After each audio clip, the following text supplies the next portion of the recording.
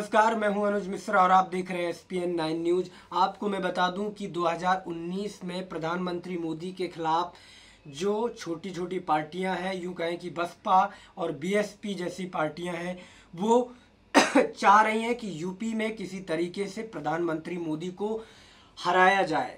Party की जो लोकसभा सीटें हैं उनको कम करने का पूरी जोर शोर से प्लान बन चुका है मायावती और अखिलेश का, और इसीलिए उन्होंने महागठबंधन का नाम दिया है।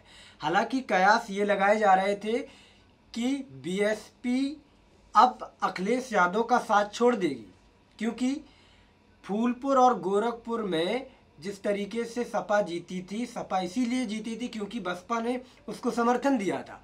अब बसपा चाह रही थी कि राज्यसभा में मेरे कैंडिडेट्स को सपा निकलवा ही देगी, लेकिन इसमें वो कारगर साबित नहीं हो पाए और परिणाम ये हुआ कि काशी अम्बेडकर, भीमराव अम्बेडकर जो कैंडिडेट्स थे मायावती की पार्टी से, उनको मुंह की खानी पड़ी, वो नहीं निकाल पाए।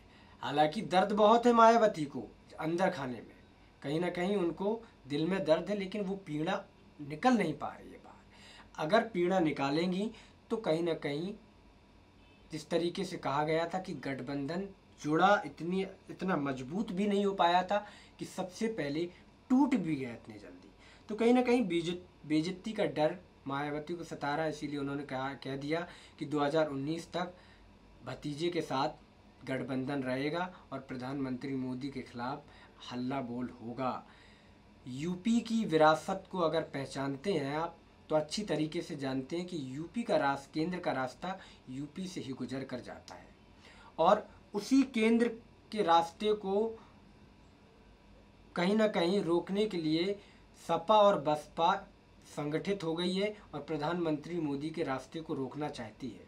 हालांकि ये कितनी सच्चाई है इसमें कि वो 2019 में प्रधानमंत्री मोदी के विजय रथ को रोक पाएगी, हालांकि ऐसे तो पता नहीं चलेगा, लेकिन इस खास रिपोर्ट के जरिए हम जानते हैं कि 2014 में और 2000 होने वाले 19 में आखिर वोटों के गणित का अंतर क्या रहेगा।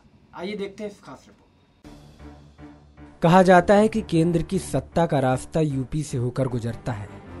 2019 में विपक्ष, खासकर मायावती और अखिलेश यादव जैसे यूपी के दो बड़े क्षेत्र बीजेपी और PM नरेंद्र मोदी के लिए इसी रास्ते को बंद करने की कोशिश में है। दोनों दल मोदी और अमित शाह के विजय रथ को रोकने के लिए एक साथ आ गए हैं। राज्यसभा चुनाव में BSP उम्मीदवार की हार से भी इनके हौसले पस्त नहीं हुए हैं और बीजेपी के लिए ये चिंता बढ़ाने की बात है, क्योंकि अगर माया अखिलेश का गठबंधन 2019 में बीजेपी के खिलाफ मैदान में उतरा तो 2019 में बीजेपी के लिए सूबे में 2014 के जैसे नतीजे दोहराना मुश्किल ही नहीं, नामुमकिन हो जाएगा।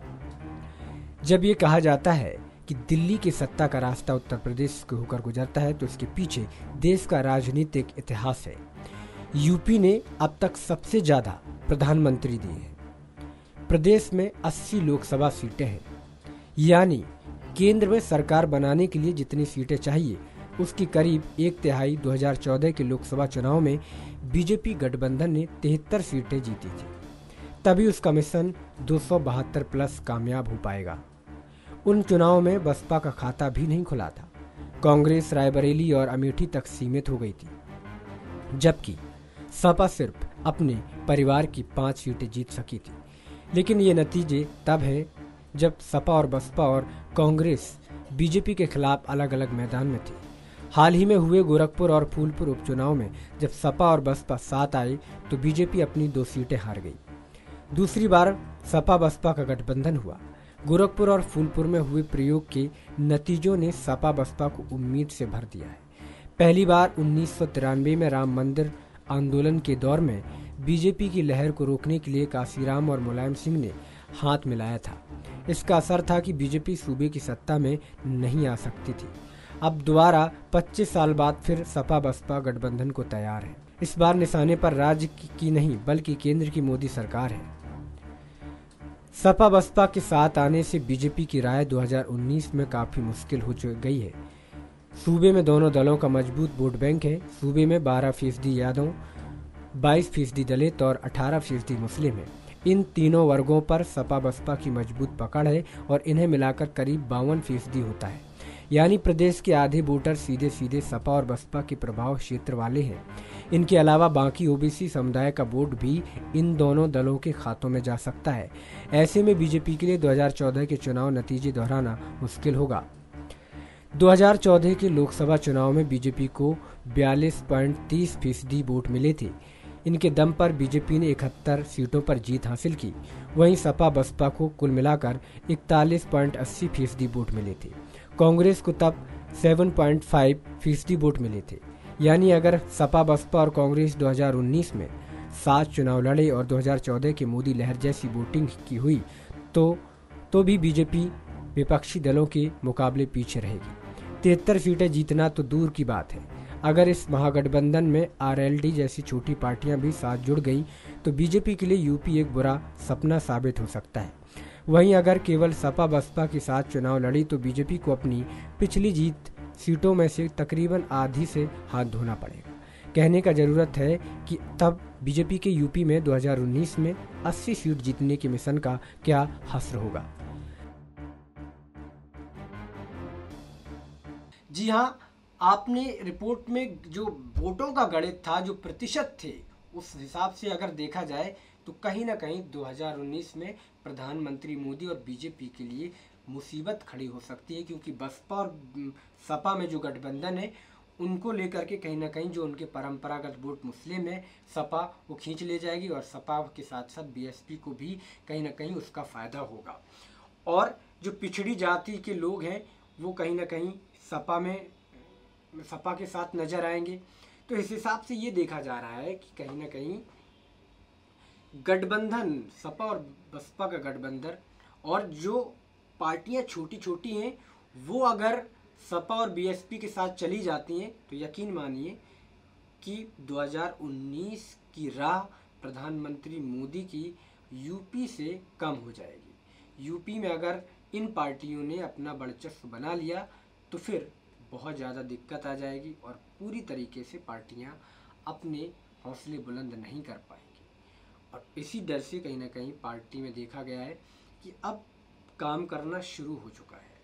हालांकि अमित शाह कहते हैं कि वो यूपी से बहुत ज़्यादा सीट निकाल कर ले जाएंगे, उनको आश्वस्त है कि यूपी में वो उनका हाल बुरा नहीं होगा। लेकिन योगी आदित्यनाथ की कहीं ना कहीं जनता भी कहीं ना कहीं नाखुश हो रही है बीजेपी सरकार के, केंद्र सरकार से भी। हालांकि केंद्र सरकार ने बहुत सारा काम किया है, लेकिन गरीबों, मजदूरों के लिए, किसानों के लिए कहीं ना कहीं उस तरीके से काम नहीं हुआ है। तभी लोग नाराज़। अगर मिडिल क्लास फैमिली को अगर फ़ायदा कुछ नहीं होता है तो फिर वो वोट किसी और पाले में चले जाते हैं। और यही बात कहीं ना कहीं प्रधानमंत्री मोदी के साथ 2019 में ना हो जाए। हालांकि इन सभी चीज़ों को बहुत अच्छी तरीके से साधना पड़ेगा बीजेपी को। अगर नहीं साधते हैं तो फिर प्रॉब्लम में आ सकती है बीजेपी। हालांकि बहुत सारी चीज़ें ऐसी हैं जो कहीं ना कहीं अंदर खाने में समझ में आती हैं। जब ये कहा जाता है कि दिल्ली का रास्ता जब उत्तर प्रदेश से होकर गुजरता है तो इसके पीछे देश का राजनीतिक इतिहास भी है। यूपी ने अब तक सबसे ज़्यादा प्रधानमंत्री दिए हैं, इसमें कोई दोहराए नहीं है। प्रदेश में 80 लोकसभा सीटें हैं और यानी केंद्र में सरकार बनाने के लिए जितनी सीटें चाहिए उसकी करीब 1/3 2014 के लोकसभा चुनाव में बीजेपी गठबंधन को ने 73 सीटें जीती थी, तभी उसका मिशन 272 प्लस कामयाब हुआ था। और उन चुनावों में बसपा का खाता भी नहीं खुला था, इस तरीके से देखा गया है। 2019 में बीजेपी के लिए सूबे में 2014 जैसे नतीजे दोहराना मुश्किल ही नहीं, नामुमकिन हो जाएगा। अगर वोटों की प्रतिशतता अगर आपने जिस तरीके से देखी है उसमें साफ जाहिर हो रहा है कि कहीं ना कहीं 2014 की अगर तुलना करेंगे और आने वाले जो जितने भी चुनाव हुए हैं, चाहे उपचुनाव हुए हों, चाहे वो नगर निगम के चुनाव हुए हैं, तो उनमें कहीं ना कहीं बीजेपी कितनी पीछे रही है, कितनी बढ़त हासिल की है, प्रतिशत के हिसाब से देखेंगे तो कहीं ना कहीं बीजेपी बहुत पीछे पिछड़ती हुई नज़र आ रही है।